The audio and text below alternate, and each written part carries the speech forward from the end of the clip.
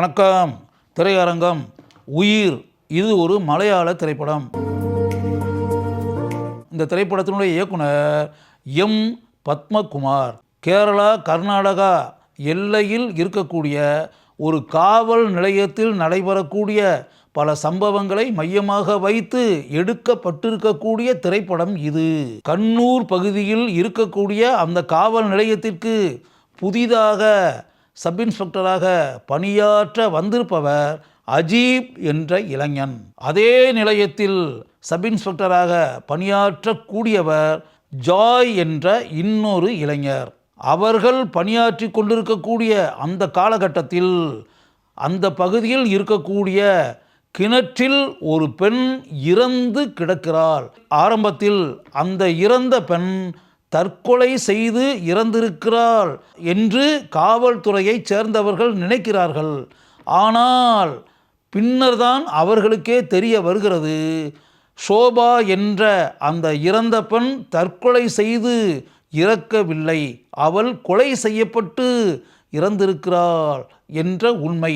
அவள் அப்படி கொலை செய்யப்பட்டு இறந்திருக்கிறாள் என்றால் அந்த கொலையை செய்தது யார், எதற்காக அந்த கொலை நடந்திருக்கிறது, இந்த உண்மைகளை அந்த காவல் நிலையத்தில் பணியாற்றக்கூடிய அஜீபும் ஜாயும் இணைந்து எப்படி கண்டுபிடிக்கிறார்கள் என்பதை நமக்கு காட்சிகளாக காட்டுகிறார்கள்.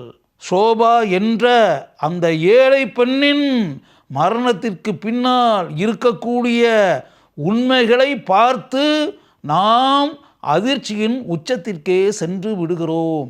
அவளின் மரணத்திற்கு காரணமாக இருக்கக்கூடிய மனிதன் யார் என்பதை காட்டும்போது நமக்கு உண்டாகக்கூடிய அதிர்ச்சிக்கு அளவே இல்லை.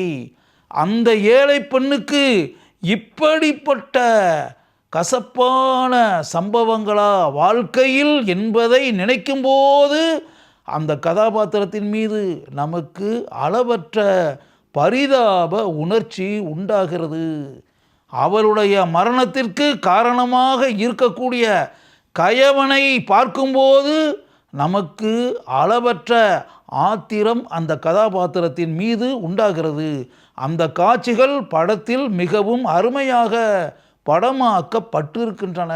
படத்தினுடைய உச்சக்கட்ட காட்சியில் மும்பைக்கு கொண்டு செல்லப்பட்ட ஷோபாவின் குழந்தைகளை எப்படியும் கண்டுபிடித்தே ஆவது என்பதை மனதில் வைத்து கொண்டு அஜீபும் ஜாயும் மும்பைக்கு பயணம் ஆகிறார்கள். அங்கு அவர்களுக்கு பல வகையான அனுபவங்கள் கிடைக்கின்றன.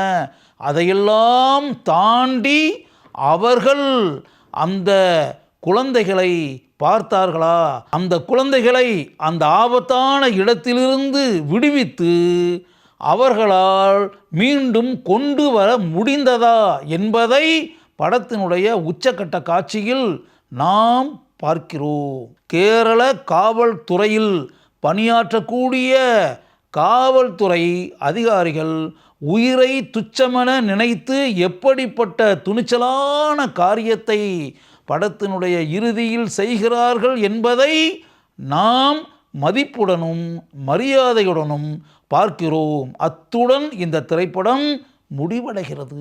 படம் முழுக்க வரக்கூடிய அஜீப் என்ற சப் இன்ஸ்பெக்டர் கதாபாத்திரத்தில் ரோஷன் மேத்யூ தன்னுடைய இயல்பான நடிப்பை வழங்கி இருக்கிறார். அவர் வரக்கூடிய காட்சிகளில் அவருடைய சிறப்பான நடிப்பை நம்மால் பார்க்க முடிகிறது, ரசிக்க முடிகிறது.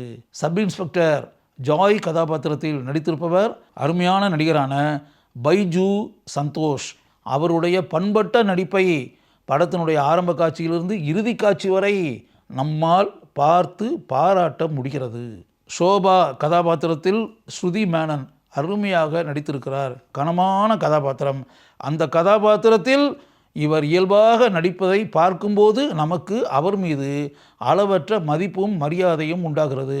அந்த கதாபாத்திரத்தை தன்னுடைய சிறந்த நடிப்பின் மூலம் நம்முடைய மனங்களில் ஆழமாக இவர் பதிய வைத்திருக்கிறார்.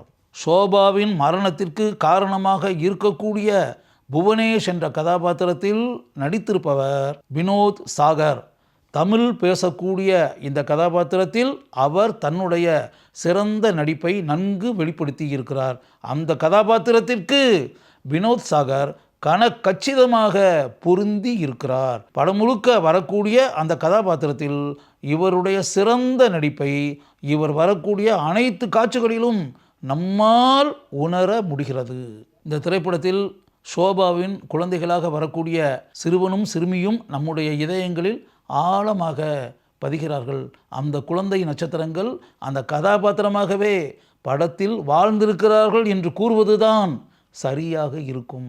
இந்த திரைப்படத்தின் கதையை எழுதியிருப்பவர் அன்ஷாத். ஒரு மாறுபட்ட கதையை இவர் எழுதியிருக்கிறார் என்பதற்காகவே இவரை நான் தனிப்பட்ட முறையில் பாராட்டுகிறேன். ஷாஜி மாராட், நிகில் கே மேனன் இவர்கள் இருவரும் இணைந்து இந்த திரைப்படத்தினுடைய திரைக்கதையை உருவாக்கி இருக்கிறார்கள். மிகவும் அருமையாக இந்த திரைப்படத்தின் திரைக்கதை அமைக்கப்பட்டிருக்கிறது. மணிகண்டன் ஐயப்பா இவர்தான் இந்த திரைப்படத்தினுடைய இசையமைப்பாளர். இந்த திரைப்படத்தினுடைய கதைக்கு இவருடைய இசையமைப்பு மிகவும் அருமையாக துணை புரிந்திருக்கிறது. பல சிறந்த திரைப்படங்களை இயக்கி இருக்கக்கூடிய எம் பத்மகுமார் இந்த திரைப்படத்தை மிகுந்த ஈடுபாட்டுடன் இயக்கி இருக்கிறார். ஒரு மாறுபட்ட திரைப்படமாக இது இருக்கிறது. அதற்காகவே நான் பத்மகுமாரை பாராட்டுகிறேன். ஒரு பெண்ணின் மரணத்தை மையமாக வைத்து எடுக்கப்பட்டிருக்கக்கூடிய ஒரு சஸ்பென்ஸ் திரைப்படத்தை பார்க்க வேண்டும் என்று நினைக்கிறீர்களா? உயிர் என்ற மலையாள திரைப்படத்தை நீங்கள் பாருங்கள். அந்த திரைப்படம் உங்களுக்கு கட்டாயம் பிடிக்கும்.